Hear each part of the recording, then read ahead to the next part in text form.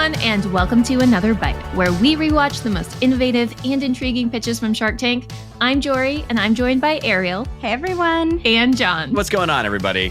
As Rihanna once said, shine bright like a diamond. And now you can with these adhesive crystals that will have you saying, new hair, don't care. As we used to say when I was a kid, bling, bling, baby. Will the sharks be drawn to this shiny new product, or will they send this toy packing? The suspense is killing me. So let's keep it short with this ad that is sweet and to the sprocket. There's no secret formula for better service throughout the customer journey, but there is the all-new Service Hub from HubSpot. By bringing service and support together in one powerful platform, you can deliver the best experiences for your customers and your teams. Free up time for your reps to focus on complex issues with an AI-powered help desk. Also, you can easily support, strengthen, and grow your customer base. Secrets out, HubSpot Service Hub is a game changer. Visit HubSpot.com/service to do more for your customers today. Today in the tank, we have Blinger, and Blinger is brought to us by founders Angie and Cambria, and they're asking for $200,000 for 5% of their business, which is a valuation of $4 million.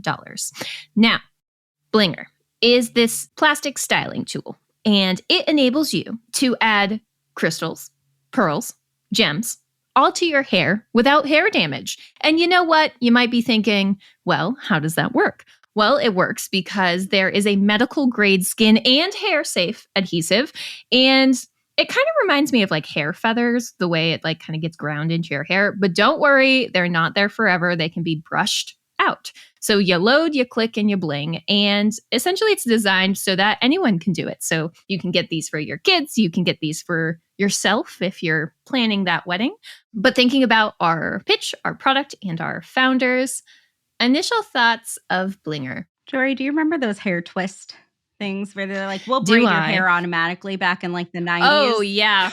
Do they rip people's hair out? Every single one of those hairs. Been cases of that. I couldn't detract that from my mind. This is such a product that has that look and feel of like the fun, like do your hair as like a toy. Fuchsia plastic. Yes, like I feel like young Ariel would have been all over this. Oh, yes. I had the bedazzler, which enabled you to put gems on your jeans until my mom was like, you're not gemming your jeans no more. So yeah, I feel like this is very much almost like a 90s product that has a 2020s spin because it feels nostalgic in that way, but you know, it's trying to bring some hair gems into the future.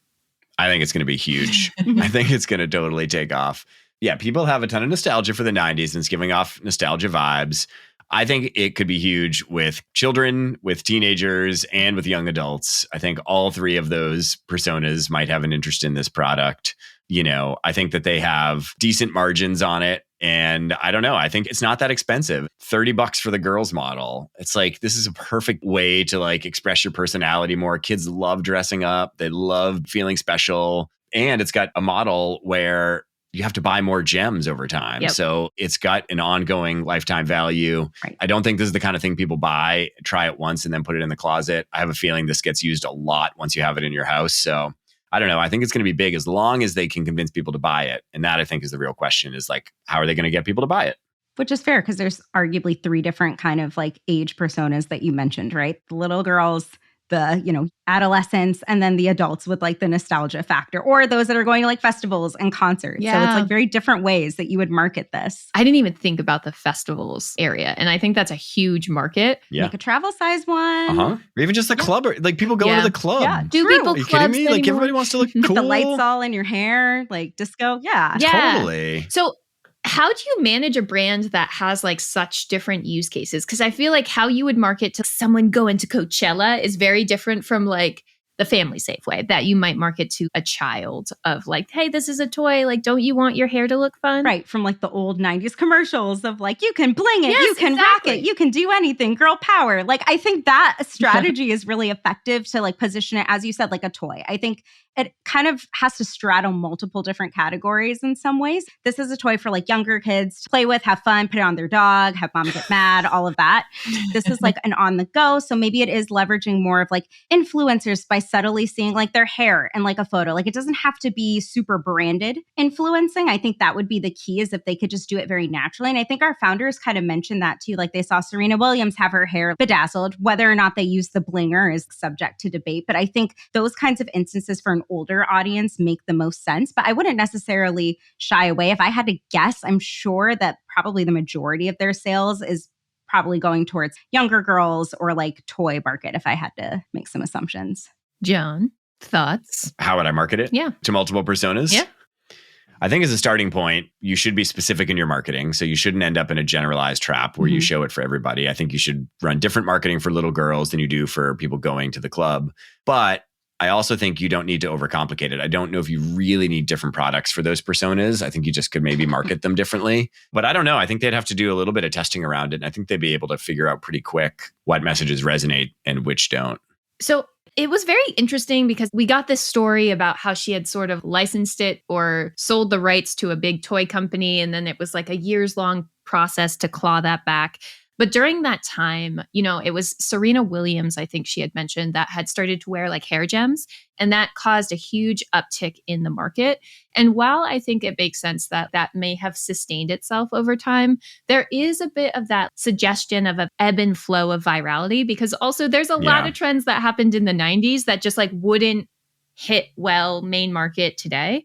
So how do you combat that sort of issue of like, is this a flash trend? Was it because a very famous celebrity wore this one time? Yeah, that is one reason to just focus on the little girl persona, because that has nothing to do with trying to look fashionable. That just has to do with wanting to look like a unicorn or a princess or whatever, you know, like, right. And that's like timeless. There is some segment of little girls in every generation who are into dressing like that. Yeah. I think that's just kind of a fact. And so that one is a timeless persona where you don't have to worry about riding those trends, Jorie. Yeah. And so maybe it makes more sense for them to just focus on that persona to start and be like, can we just win this persona and do great and put all of our capital into making this a big thing? Or even to just like iterate on the existing products they have for other personas and not, like, to your point, reinvent the wheel. Maybe it's like we have a certain bling pack or whatever they call like the gems for the Dallas Cowboys because they're going to the Super Bowl this year. Oh, like I think there's like really fun ways that they could do that without it feeling like a very concentrated or like segmented kind of effort. That's a good idea.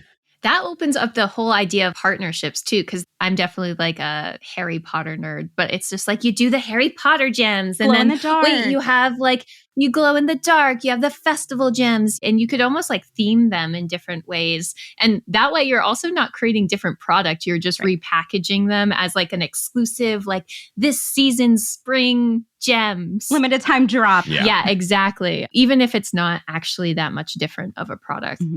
Okay. You know, the sharks here, I feel like we got a bit of a mixed bag just because, as I kind of alluded to, it seems like there were some issues in the business where, again, the owner had sold the rights, clawed it back from a toy company. But in the presentation, it seemed that there were a lot of numbers that the owner was just like, I don't quite remember, or I don't know. And don't get me wrong, she was lovely and affable, but like, it was like, do you know what's going on in your business? And as personable as she was, I think that did turn off some of our more like cold-hearted sharks, such as Kevin and like Mark, honestly, who was just like, you are a mess. Like, this is too disorganized. I'm out. This is like the opposite of the V-seat a little bit. We talked about the V-seat a couple episodes ago and how like the founder there was a founder that when you certainly saw her presentation on Shark Tank, you thought, wow, I have to invest in you. Yep. I think unfortunately a little bit for Angie and Cambria, you didn't get that same feeling, certainly from the way that the pitch was done and certainly the way they told the story. And now, hey, look, kudos to them for the perseverance to like get their brand back after getting in a really tough situation. And like, my heart kind of goes out because it sounds like they just got a huge pinch and just needed to like figure it out. But it doesn't give the most confidence, I think, to be like, cool, I'm going to write a check to you and feel like really confident that that check's going to result in a return on my investment.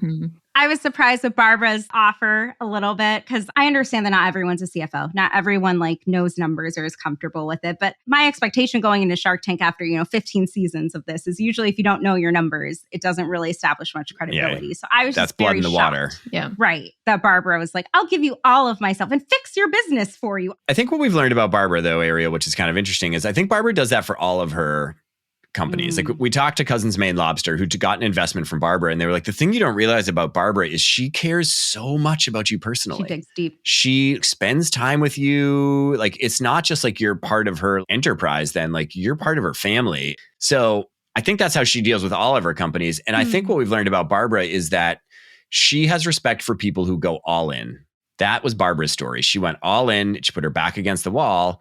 And regardless of what a mess the situation for Angie was in the past, she went all in. She sold her house. She like fought for it. It's not like she got like $1 million from her parents and built the Blinger out. You know, she's all in. And so I think Barbara like really respects that. Yeah. And I think she probably thought this is a good product and an entrepreneur who's all in. And like, that's a good mix for me as an investor. I know you mentioned Cousins Maine Lobster. We just recently interviewed the Hire Santa owner and same kind of vibe, right? Like we see that like, even as he was like discussing his relationship with Barbara, like he was like, no, like I've met with her. I've been on her retreats. Yeah. Like she's really deeply invested in me as a company and as a founder. And so I think that totally makes sense then when we see what Barbara offers. So as you alluded to, Ariel, like this was huge, right? This wasn't just like a cash offer, but Barbara offered $200,000 for 25% in the business, contingent on the founders going to New York and literally spending time with Barbara so she could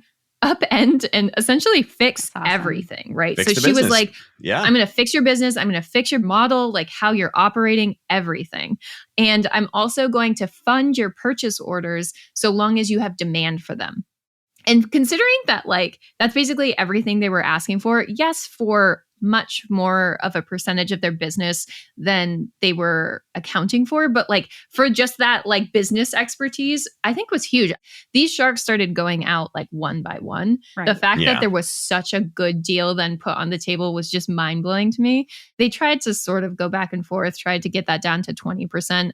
But ultimately, Barbara was able to be like, no, like this is worth it. So they did close that Shark Tank deal for $200,000 for 25% and a complete business remodeling.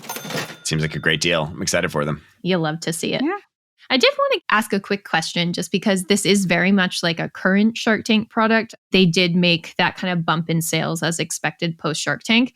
But I was kind of curious because I love sites that feature different functionalities. And Jon, I got to ask, because you are like the chatbot guy. You're like, every website needs a chatbot. Jonbot. Yeah, Jonbot. TM. Yeah. What are your thoughts on the fact that their website has such a prominent take the quiz and we will product match you to the exact blinger that you need? What are your thoughts on that kind of strategy for businesses to take, especially if they offer like slightly different SKUs or might be working with slightly different personas?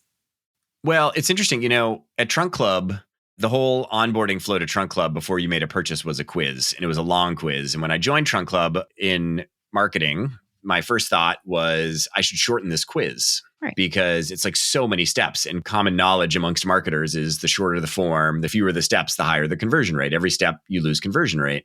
Except an incredible thing happened, which is we got lower conversion rate when we shortened the quiz. And what was actually happening was that each step of the quiz asked you about your style preferences, and it gave the consumer confidence that we were learning about them and would be able to deliver them personalized recommendations that would better fit them. So they were willing to do more work up front because they were expecting a payoff in the form of personalization. And so quizzes can work. And I thought it was just good to tell that story because it's a little counterintuitive to what you might normally think.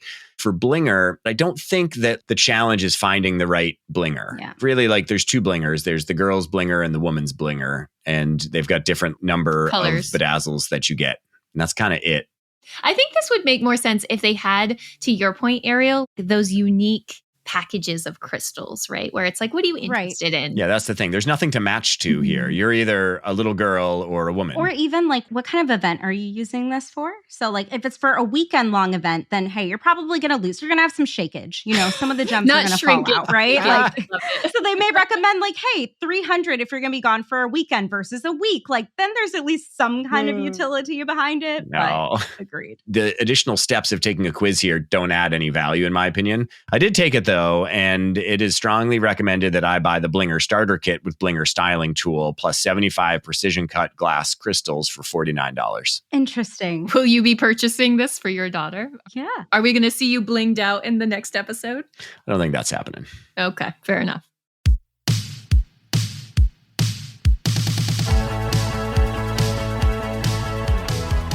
Production for today's episode was brought to you by Arie Desormeaux. Editing comes from Robert Hartwig and support from Alfred Schulz. Subscribe on Apple Podcasts, Spotify Podcasts, or wherever you subscribe to the greatest podcasts ever.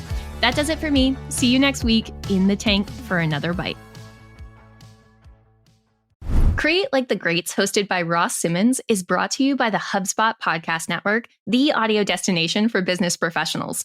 Each episode hosts an in-depth analysis of some of the greatest creations and creators of all time, along with deep dive conversations on the creative process that went into building companies and brands. If you like learning about history or learning about the creative process, you'll like this podcast. Listen to Create Like the Greats wherever you get your podcasts.